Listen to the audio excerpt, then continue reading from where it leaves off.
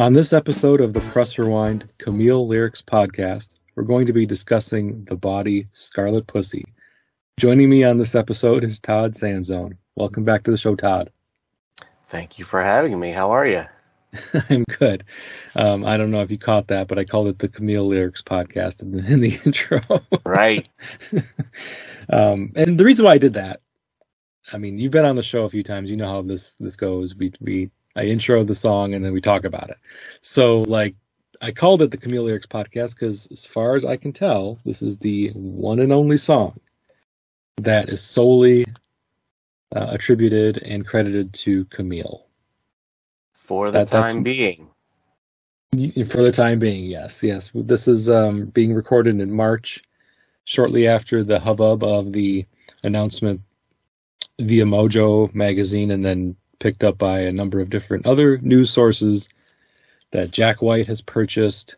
Jack White of the White Stripes has purchased an original pressing of the Camille album that was scrapped. So I've touched on Camille, the Camille project, a bit in previous episodes because Camille's songs have been scattered throughout Sign of the Times, which I've already done all the episodes for the Sign of the Times era.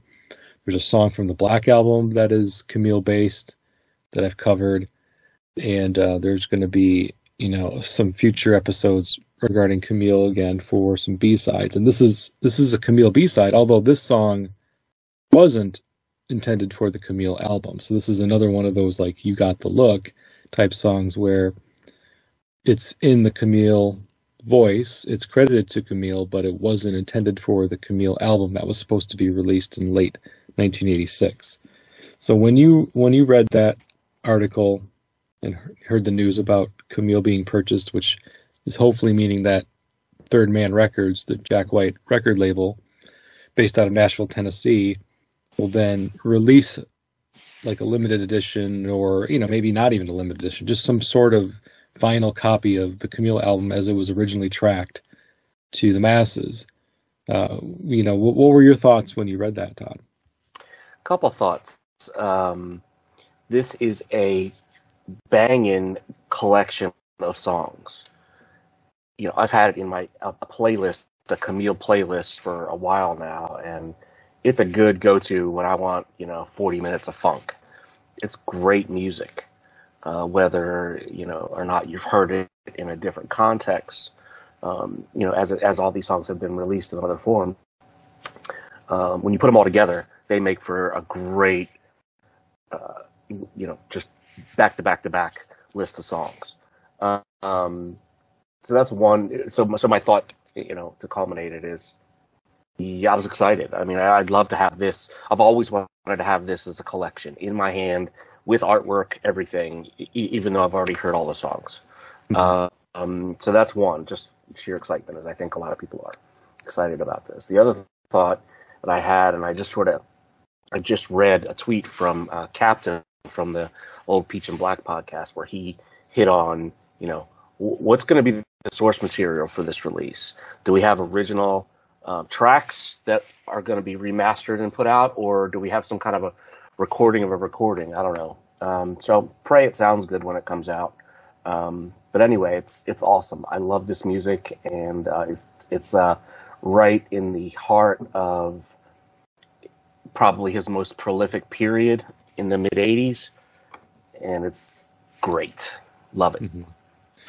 Yeah, and that's the thing about the Camille project is, yes, you've already touched on it. We've heard all of these songs before, so there's nothing new here. They've all been officially released in some manner. The keys are, having something physical, like a physical copy of the Camille album. Yes, we can create a playlist, but a playlist isn't physical, right? I mean, right.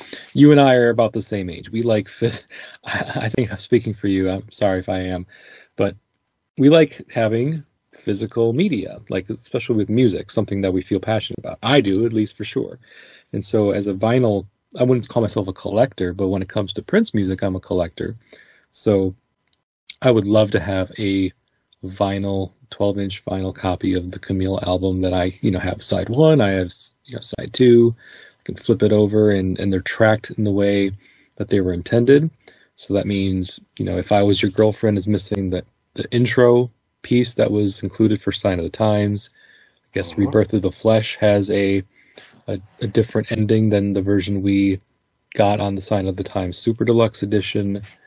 Good Love is not the version off of Crystal Ball, which is the more widely available version of that song. It's the version that was on the Bright Lights Big City soundtrack, Michael J. Fox movie. So, there's some little things about it that make it, I wouldn't say difficult, but just not, your playlist, if you're going to put it, it's not going to sound exactly like the version that was intended for release in '86. The second thing I wanted to touch on is, I mentioned this is as of this recording, the only song that is solely credited to Camille. Some people might be confused by that statement because Camille is credited on those songs from Sign of the Times and in other songs as well. But in those cases, though, they're Camille songs on a Prince album. It just says like vocals by Camille or something like that. And this is the B-side. So Scarlet Pussy, the song we're talking about today, is the B-side to I Wish You Heaven, which was the third and final single released from the Lovesexy album. And if you have or have ever seen the 7-inch single of this, you have like the normal Paisley Park logo with I Wish You Heaven on the A side, and then you flip it over and you have the black logo or the black colored label with like a peach writing that just says Scarlet Pussy, and the artist is credited as Camille. It doesn't say anything about Prince. And this is the way Camille album was supposed to be released as well. There was going to be no mention of Prince. It was just going to be a Camille record on Paisley Park, record label. So that's why it's a little bit different. It's not like Prince, vocals by Camille, kind of thing. It's like just says Camille, and that's the only information you get for this song on the B-side. So, can I touch on that for a second? Yep. So, in anticipation of talking to you this morning, I pulled out and I'm holding my 12-inch single that I got when it was released back in the day, and this is it's just a cool single, and so strange too, as you've already said. You've got, the song itself. This is on the B side of I Wish You Heaven. So here's this sort of dreamy, whimsical, uber positivity kind of song, pretty artwork, and then when I first got this single, here I am opening it up, flipping it over, and I'm going, what is this? Because there's not even a mention of the song on the outer artwork or the back sleeve of the single. So you don't see that Camille and that black label until you open it up and go, whoa. And I'm almost positive I got this, and I put on side B first. I was like, I got to hear this. That would have been, fresh out of the box for me. So what a cool little gift Prince gave us in this, and a little hidden gem that's tucked away on side B of this kind of an obscure single, really, but it's this whole single is great, actually, because the 12-inch includes part 1, 2, and 3 of I Wish You Heaven, which is terrific. But I just have fond memories of cracking this open and going, whoa, thank you, Prince. Yeah. I actually mentioned that in some of my notes in preparation for the episode. I'm like, I bet people who bought this 7 or 12-inch, either one, in 1988 were like quite taken aback by the presentation here of having this starkly different visual on the label for the B-side, and then not knowing what the hell it was, and really having that kind of frame their initial thoughts of the song, right, as being surprised and shocked. So yeah, Camille I stole your notes. I'm sorry. No, it's fine. I mean, you have firsthand experience with this, where I did not have this single as a kid. So I actually that's better to have it firsthand, because I was just speculating, and you're confirming what I was speculating on. Like, yes, people were like, "Wow, what the fuck is this?" Which is cool. Yeah. Okay, so yeah, interesting about that, because Camille again was, as I mentioned, late '86. This song, let's see, when was this song written and well, when was this song recorded? I'm thinking like this was a bit later. January 88. Yeah, so he's still like a year and several months later living with Camille. Mm-hmm. Like the Camille persona is still living with Prince enough to record a brand new song using that vocal pitch.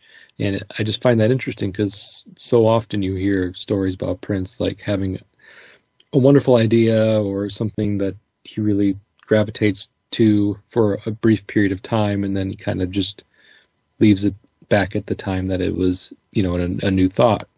When it becomes an older thought or an older idea, then he dismisses it and moves on to the next.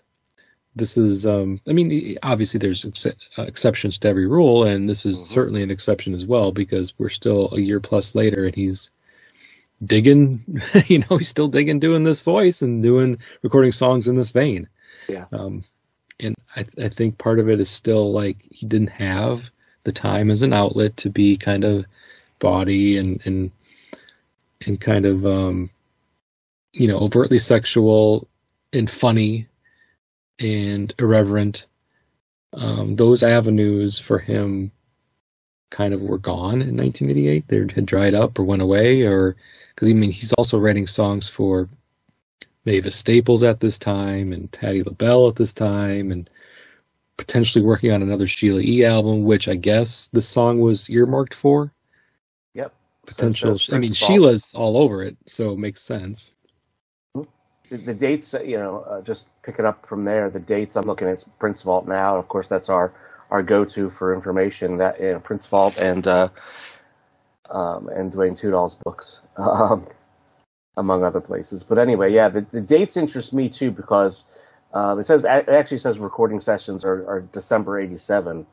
But somewhere else so it was December 87, but it said something about some other recordings in January 88, I believe. At any rate, interesting timing, because it was slated for release on Sheila E.'s 1989 album, which was aborted.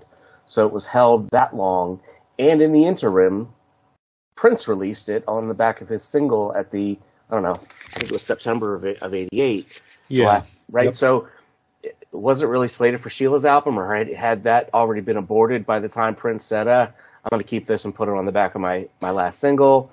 Right. Which is my guess, yeah. But anyway, yeah, so it was... definitely held over from that initial Camille period from 1986. He carried that theme forward after quite a while in between. So you're right. That's kind of strange for him. Mm-hmm. Yeah, but he obviously enjoyed performing songs in this manner, in this vein, and then using this persona as a proxy for that. And this song, as I mentioned in the intro, is quite it's fun, and it's not sexually explicit because it's all cloaked in metaphors and double entendres. Mm-hmm. So the song Scarlet Pussy, as anybody who listens to Prince and they hear that he titled a song called Scarlet Pussy, you know exactly what you're going to get. You're going to get a song that is winking and nudging us the entire time about the use of the word pussy and the double meanings therein. So as we go through the lyrics, it reminds me quite a bit in some ways of La La La He, which was a B-side from the Sign of the Times era, because again he uses animals, specifically like cats and dogs, in his fables that he sings these songs in.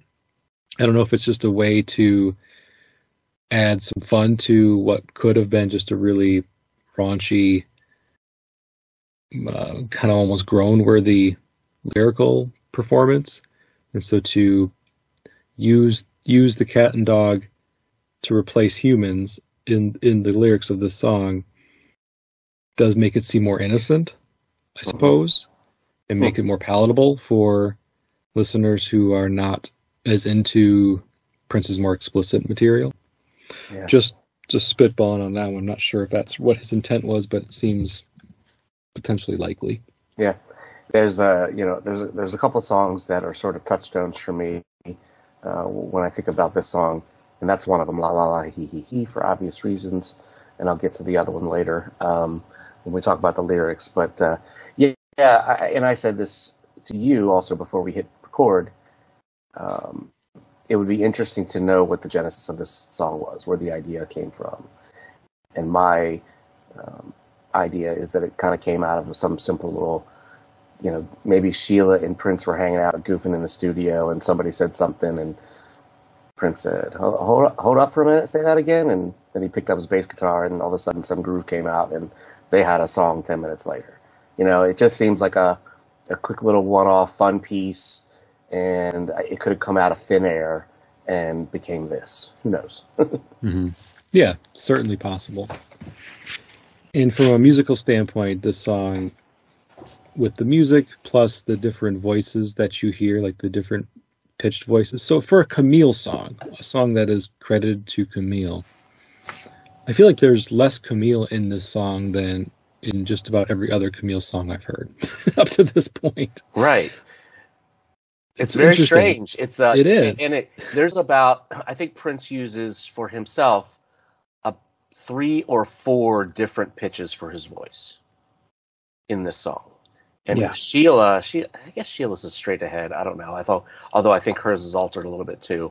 But anyway, it's very interesting. It's not a straight up, high pitched Camille delivery. It's a little bit of it's like there's almost like different characters telling the story. There's a narrator, which is that deep voice, and then Camille comes in and sings with Sheila a couple times, and then there's this other voice that Prince uses at another stage.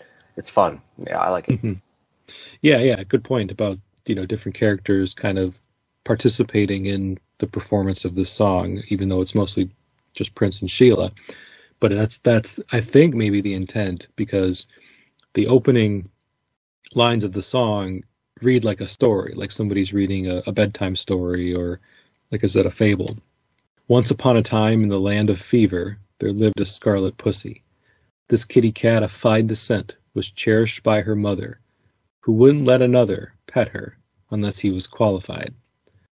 Every first of the month, this pretty feline got the hots, and that's when the neighborhood dogs line up around the block. Meow. And that is spoken. It's a spoken word intro using, Prince using a much lower register, pitched down vocals. So yeah, when you mentioned that, it does definitely make me think that this is the narrator introducing the story of Scarlet Pussy to us as the listener, and it's like it is like supposed to be a raunchy bedtime story in some ways. This is these first 2 stanzas are the Star Wars scroll before the lyrics. This is this is where we are now, and now let's begin. Yeah, for sure. And I'm sure you as well, but the song definitely gives me Parliament Funkadelic vibes. Oh yeah. Musically, how it's performed, the different vocals that Prince uses here, or the different vocal pitches, because obviously George Clinton did a lot of that as well when he was introducing characters in his music. Like, I think of Sir Nose Devoid of Funk as a particular one example where he uses a different voice to introduce a character or express a character, but there's obviously others as well. So in this first couple of stanzas or whatever, in the introduction, there's a pun right there in that first line. Once upon a time in the land of fever, there lived a scarlet pussy. And I think like Prince just put that in there because he wanted to make a pun about scarlet fever. Let's see, what else do I see here? The mention of he wouldn't let another pet her unless he was qualified, or who wouldn't let another pet her unless he was qualified. Again, this is one of several examples of Prince referencing qualifications, the necessary qualifications in order to, be with somebody else. You got that question about, am I qualified, an international lover?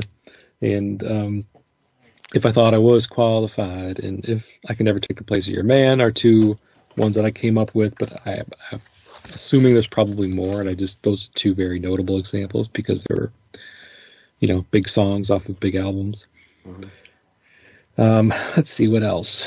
What else do you see here or want to point out in this opening? Anything?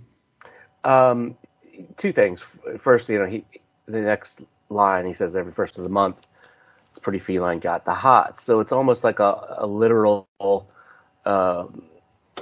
reference to a real cat who is in heat and attracts, other cats, in this case, dogs. But, so it's sort of interesting where there's this little fantasy metaphor to take the place of an actual man and woman scenario, but he's also using kind of real facts about cats to build his story here. The other thing I'll point out is forever. Of course, I had to look up the lyrics in anticipation of talking to you, and I'm reading the lyrics maybe for the first time ever. I don't know, because there are no other lyric sources unless you hunt them out on the internet, right? So I'm reading the lyrics, and that's when the neighborhood dogs. Forever, I thought those lyrics, and I get the stutter part, and I think there was an overlay with the stutter as it's written here in the lyrics, and the underlying words went to the dogs. I always heard it as, and that's when the neighborhood went to the dogs. Oh, okay. Now, I guess I'm wrong. I don't know. But anyway, that's the way I've always had it. I've always had it in my head.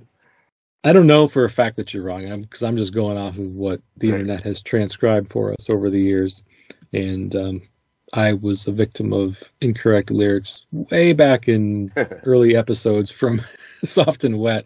One of those cringeworthy moments where you're reading internet lyrics and they don't make any sense, and somebody finally corrects you. You're like, yes, it all clicks now. I don't know why the internet wasn't clicking for me before. But if anybody else has heard it that way, there's definitely nothing definitive that states that what I'm reading is the lyrics. So what you hear is what you hear. Okay, so and like La La La Hee Hee, this is a tale of dogs and cats being attracted to each other, which only in Prince world does this actually happen. So we'll just run with it. The dogs are lining up around the block. But then the very first sung lyrics, I believe this is Sheila singing these lines. Sure. When my little scarlet feline roars, the locals come around. Come around. When they see the scarlet light, they know it's time to come chase her down. Chase her down. Okay, so here, the scarlet light, when they see the scarlet light, I kind of wondered if this was like a reference to like red light district, making a play on words there, thinking, not to say that the scarlet pussy in this song is a prostitute. I'm not implying that, but almost like a calling card in some way, like some visual cue that, that's what it's intended to be. When they see the scarlet light, they know it's time to come chase her down. So I just wondered if it was kind of a play on that, like red light district was your indication that you were in the right neighborhood to find love for money. So I don't know. Any thoughts on these first lines? I like that take. I think there's some you can join it to that meaning, the red light district. I like that. I also think the scarlet light could just be her aura. It doesn't have to do with a place or a time necessarily. It's just she's out, and whoa, there she is, and she's emitting that scarlet aura. Yes, absolutely, it's possible. Because it's something visual, so you can't necessarily attribute it to being like pheromones, because pheromones are not visual cues. But it can be considered like something like that, but just in a visual form. So going through these lyrics, it's going to be interesting because, again, I don't want to. Basically, we're probably going to end up doing is decoding this song as if like people who listen to this podcast don't understand the English language and don't know what double meanings are or double entendres are. So apologies. I'm not trying to pretend like we're like smart people and we can decode this really deep song and for all of you. No, it's just because that's what we do on this podcast. So apologies ahead of time if we're stating obvious things. Not trying to insult my listeners in any way. The next lines are, lo and behold, the fantastical way in which their bodies grew. My scarlet pussy's furry magic alters any mood. Okay, so is there anything here that you wanted to bring out or call out as being interesting, intriguing? No, I like the wording, the wordplay, fantastical way, furry magic. Just I like the wordplay. That's all. And the other thing is in terms of how it's delivered. Lo and behold, the fantastical way in which their bodies grew, which is, Prince and Sheila's voice over one another. So that's it pops when it's sung that way, and then you get that deeper register back going. My scarlet pussy's furry magic alters any mood, which is not Camille or the character or anybody talking about their own pussy. They're talking about my scarlet pussy is this girl who is mine. So my scarlet pussy. Anyway, I like the wordplay, and again, because of the different ranges of voices that are used to deliver those three lines in three different ways, it just sounds cool. Yeah, right. And so I think that's the interesting part about this song is that line, my scarlet pussy's furry magic alters any mood. It can be interpreted a couple different ways. Your way, and then also the literal way. Well, not really the literal way, but the double meaning, the double entendre way, because Prince has done this before where he called, it was in Cindy C, I believe, where he calls Cindy's vagina a furry melting thing or something like that. I'm trying to find the actual line in that song. And I remember doing that episode with Rhonda and Nicole, and we were just kind of both groaning. So this is just kind of goes in line with that a little bit. Okay, so then we get to the part where it's like the pre-chorus. I mentioned Scarlet Pussy, pussycat, pussycat, wherefore art thou, puppy? And obviously this is a riff on the Romeo and Juliet line. Romeo, Romeo, wherefore art thou, Romeo? Just doing it in his little dog love cat world. Here, pussycat, pussycat, wherefore art thou, puppy? And you'll hear that a few times throughout the song. But then the chorus, I believe, it's not technically called the chorus on the lyric sheet that I'm looking at, but I consider it the chorus. Right. She can make you crazy if you're too close to her heat.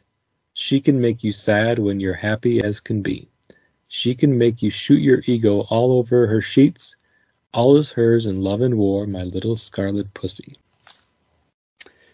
All right, so again, here I think her heat again. This is the second time her heat has been referenced. It was referenced earlier in the feeling got the hots, so kind of alluding to the cat being in heat, and you get the same kind of. You can get the same kind of take on it in this first line. She can make you crazy if you're too close to her heat, but again, her heat can also mean her vagina. Because basically everything in this song can be also a vagina. Right. So the line that I find the most interesting, I'll let you give me your take on it. She can make you sad when you're happy as can be. That seems to be almost opposite of what you would expect him to say here. So I mentioned earlier there were a couple of songs that this song reminds me of, or kind of can get paired with in my mind. And the other song for me is Shockadelica. That line goes into that song for me. It kind of pairs with the themes of that song. So it just means to me, I suppose, that she's in control, man. No matter what your mood, she can alter it. Yeah, and so instead of saying she can make you happy when you're sad, which would be more obvious, because if you're thinking like this Scarlet Pussy is attractive, sensual, is a turn on. In theory, that could make somebody who was not having a great day feel better or happier to see her. But to flip that, she can make you sad when you're happy also just means, I think just to your point, indicates the power this person, this cat, I call it person, this cat has in this song over the neighborhood dogs.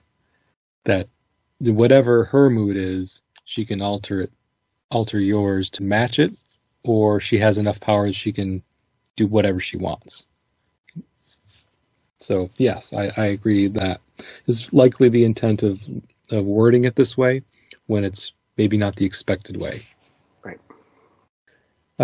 She can make you shoot your ego all over her sheets. Right? One of the Pretty best clear, lines obvious, ever. I love that obvious line. reference to ejaculation, a nice double entendre there. Yep.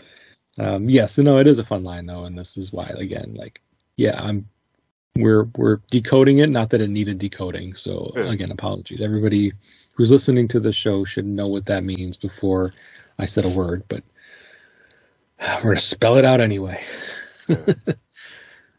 All is hers in love and war, my little Scarlet Pussy, and that's how basically the chorus ends. Anything else with the chorus that you wanted to kind of point out, Todd? Yeah, I'm going to go back to that line. She can make you shoot your ego all over her sheets.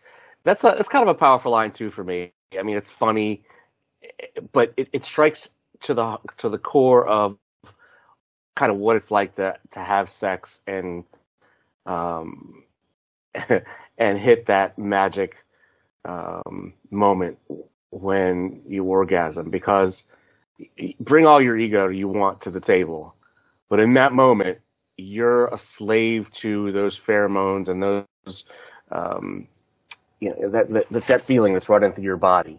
So your ego gone in that moment because you look silly, you feel silly, but it's good. But it's just such a neat but quite literal almost take on that moment in the love. Mm-hmm. Yeah, it's humbling. It's humbling. It is. Orgasms are humbling. Yes. You think you got your shit together, and then you realize like you're just an animal like everything else, and you're driven by impulses and urges. Right. So whatever ego you brought face to is making you look silly right now, but that's okay because it's your O face. And Yep. Put your ego aside because in this moment you don't really care. Your ego is completely missing. Mm-hmm. You lose all the inhibitions. So yeah, no, you're right. I think that line is clever, and it tells us what we need to know about Scarlet Pussy again. Like, she's got the power. She can make you shoot your ego, like maybe even before you want to, or even if you had no intentions of. Her heat is so powerful that it's just too much for the neighborhood dogs to be able to control or to contain. And that's where the line, after all is hers in love and war, it's like, the phrase, the saying is all's fair in love and war, and just replacing all's fair with all's hers. And the intent is basically the same, like anything goes with her. Then moving on, the next grouping of lyrics, every dog would try his lines to get pussy's attention. All they want is so exposed in ways too gross to mention. And then you hear some Prince in the background. Ew. Which reminds me of the ew in oh gosh, what's that Chaka Khan song? Sticky Wicked. Oh, okay. There's a line where she says something about the crows, and I don't know, and I forget the lyric now, but she does that. Ew. Ew. Makes you think of that, huh? Yeah. Green virgin teenager, a filthy rich yuppie. Pussycat, pussycat, wherefore art thou puppy? Which is a little different than the pre-chorus that was before. So anyway, going back to the every dog would try his lines to get pussy's attention. I think that one's pretty straightforward. Spitting game again, trying to make pussy theirs, get her attention, to pay attention to them for the obvious reasons. She's got a lot of power, sexual power, over these dogs. And they're basically all vying for her attention and using their lines to get it. All they want is so exposed in ways too gross to mention. So I have a theory on what he's trying to say here, and it's probably like, well, duh, of course, Jason, that's what he's trying to say here. So let me hear yours, Todd, if you don't mind. I mean, I don't think it needs any explanation. I mean, the dogs were walking around. A dog, when it gets excited, as my daughter would say, my wife says this too, his lipstick's out. It's okay. It's all right, we're on the same page. I mean, that's what I took away as well. But and I can hear my every once in a while, look, I have a take, and I realize that my take isn't the most common take, and so I'm a little surprised. But okay, so at least you and I think on the same page here that we believe that is a reference to the dog's erection that is exposed because dogs don't wear clothes. So and they could also be doing other stupid, gross things to get her attention too. But that's probably the most direct and literal choice. Okay. Just checking. So then Green Virgin Teenager, Filthy Rich Yuppie, leading off in the pre-chorus. I think that's just a way of saying it doesn't matter who you are. You could be somebody who doesn't have any experience and is young, or you could be, again, somebody who is high class, so to speak, have a lot of money, and you're all equally affected by Scarlet Pussy. All right, so then, as I mentioned, that was the pre-chorus, and they repeats the Romeo and Juliet riff. Pussycat, pussycat, wherefore art thou, puppy? Scarlet Pussy. She can make you crazy if you're too close to her heat. She can make you sad when you're happy as can be. She can make you shoot your ego all over your sheets. And that's different. So, not that I don't know if it's significant, but the line in the previous chorus, she can make you shoot your ego all over her sheets. Mm-hmm. She can make you shoot your ego all over your sheets. And the last line is the same. All is hers in love and war, my little Scarlet Pussy. I think by changing it from her sheets to your sheets, one could imply that it means also that even in your own bed, mm-hmm. potentially that you're thinking about her to the point where you have an ejaculation. Maybe you're masturbating. Maybe you have a wet dream. I don't know. I mean, it kind of does change the meaning a little bit, or not. You can have sex in either bed. Again, why these dogs and cats have sheets, it's a little uncertain because obviously this is in fables, dogs or animals are used to represent human beings, proxies for human beings, and so for them to have traits and characteristics of human beings is not unusual, I suppose. You always see those animals wearing clothes and talking, whatever language the book is written in, so yeah, sure, they sleep in beds and have sheets just like humans do, I suppose, in this universe. Makes sense. Yeah, my two takes on that is it may mean nothing. It may just be, it may be a happy accident. Who knows? But you could take it as whether you're on your turf or her turf, doesn't matter. Your ego's gone. It could also mean that if you're at your crib, she's not with you, and you're in fantasy land at this point. You're all by yourself. Mm-hmm. Yeah, either or. So then we get like a bridge at this point, and you have some spoken word lines. Now what's going on? Oh no, man, look out. Somebody come get this meow meow off my leg. Meow. I just find it funny. There's probably nothing much to talk about here besides just the fact that it's a bit humorous. Come and get this meow meow off my leg. Did you ever call a cat meow meow in your life, Todd? No. I didn't really, but every once in a while I would hear people say, refer to a cat as a meow meow, and I always thought that was kind of funny, interesting, but I never personally did. It's a little too cutesy for me. Somebody come get this meow meow off my leg. Anyway. Scarlet Pussy, Pussycat, Pussycat, Wherefore Art Thou, Puppy? And we really don't have any new lyrics for the rest of the song because they do a lot of, well, no, I take that back. They're not really the new lyrics, they're just sung in a different way. So the chorus is repeated again, and this time he goes back to shoot your ego all over her sheets. And then they just take some of the lines, Prince just takes some of the lines and kind of reuses them in a different way. She can make you happy, she can make you sad, she can make you crazy, she can make you shiver from your head down to your feet, and then she can make you shoot your ego all over her sheets. So they're different, but they're basically saying the same things that we've been already talking about. The she can make you happy, she can make you sad already speaks to and clarifies a little bit what we believe that second line in the chorus to mean. Like, doesn't matter what your mood is, she can change it, she can alter it, and then even make you crazy, like crazy with lust, crazy with frustration, whatever crazy you want to apply there. I suppose it works. And make you shiver from your head down to your feet. Again, you can think of shivering as being really turned on. You can think of shivering as having an orgasm. You can shivering from being scared, I suppose.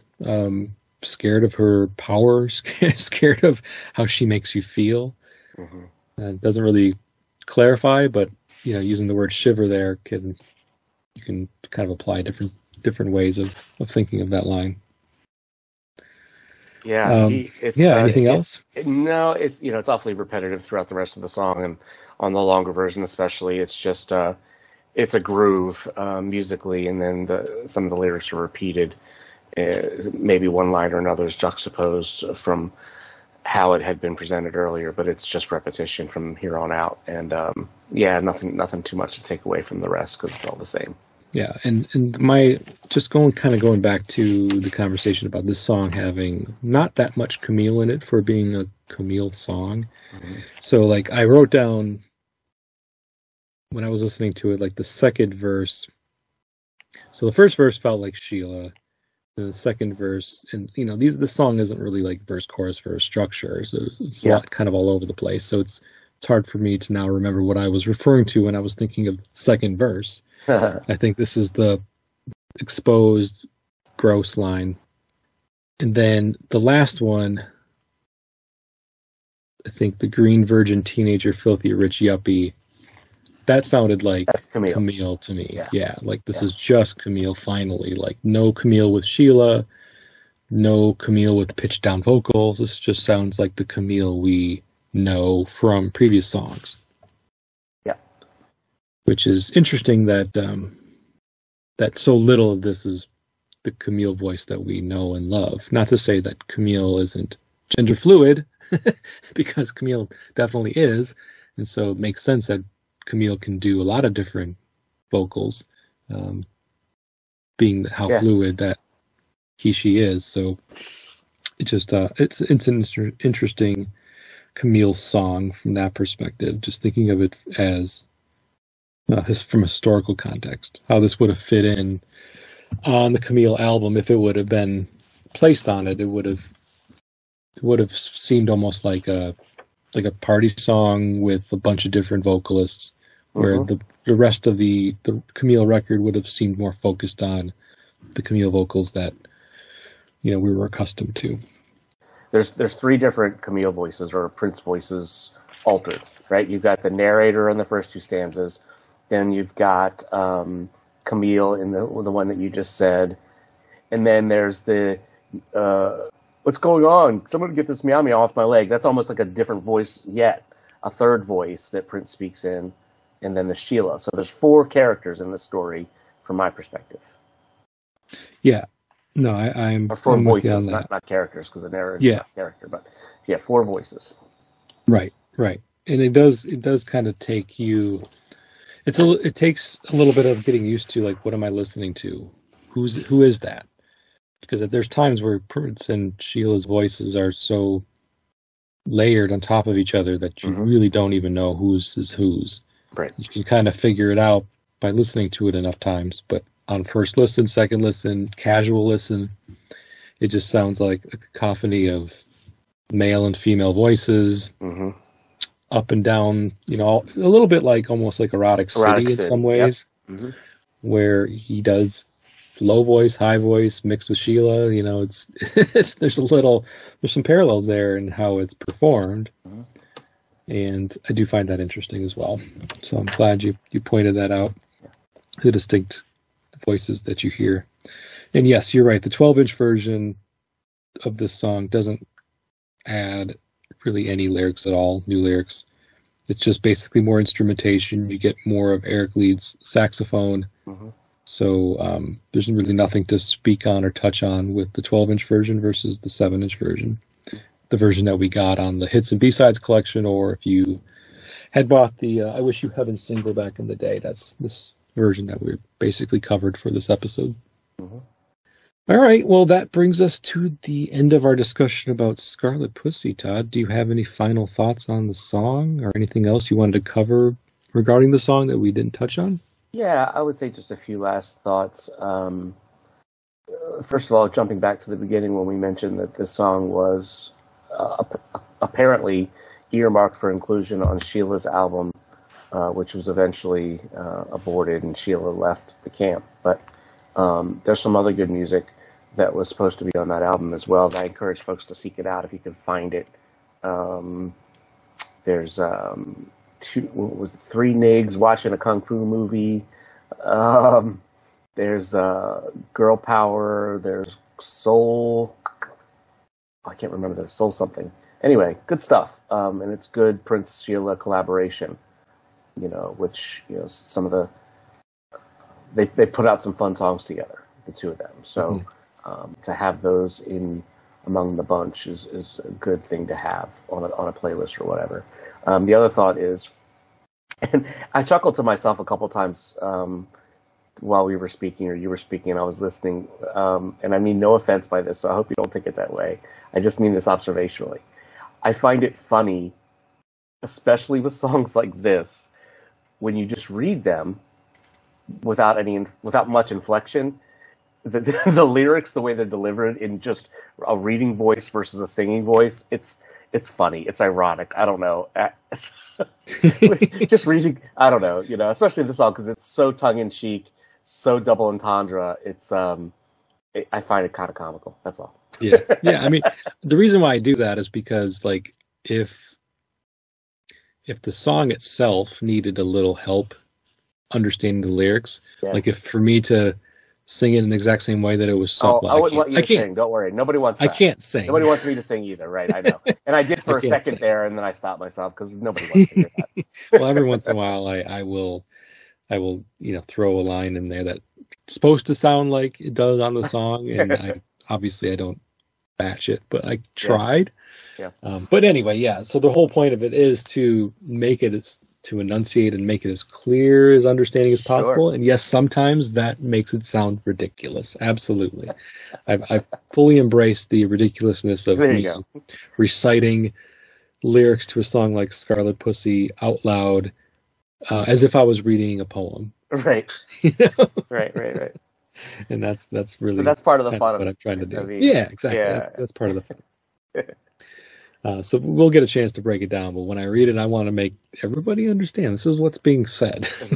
Right. Okay. Well, thanks for joining me on this episode, Todd. You've been on a few. I thank you. Yeah, it's always a treat getting to chat with you and recite crazy lyrics. Yes. One of these days we'll do a really boring love song or something like that. Oh no, I don't want to be a part of that. No, I'm just kidding. Yeah, really decline. Okay, well, again, thanks for being on the show. Appreciate your insight. And do you want to point people in your direction on social media at all at this time? Yep, mostly Twitter, PRN4EVR. That's me. Although I'm not on there as much as I used to be, but. But feel free to message me, look me up, follow me. I'm always happy to chat with fellow fams. Look forward to Nothing to do with me, but again, just going backwards to the beginning of the conversation. Really looking forward to this Camille release. Anxious to see what comes of it. Jack White's Third Man Records got involved with the Sign of the Times release as well. At the very least, I'm aware that they put together the 7-inch singles package that was released as part of that monster a couple years ago. So I think that they can do great things with a Prince release. And I believe that Jack White has the reverence for Prince and his music to do right by him. So hopefully the collaboration between his company and the Prince estate does well by us too. So can't wait. Mm-hmm. Looking forward to that. And that's all I got. Okay. Well, I echo that sentiment as well. So thanks for expressing that. Mm-hmm. This has been the Press Rewind Prince Lyrics podcast. I've been your host, Jason Brenninger. You can find the show Press Rewind Pod, Twitter, Instagram, Facebook, and YouTube. PressRewind.net is the website that hosts the episodes, and check that out. I'd also, post some reviews of other music, Prince associated and otherwise. So if you're into music in general, I encourage you to check the blog out, PressRewind.net. And until next time, thank you very much, everyone, and goodbye.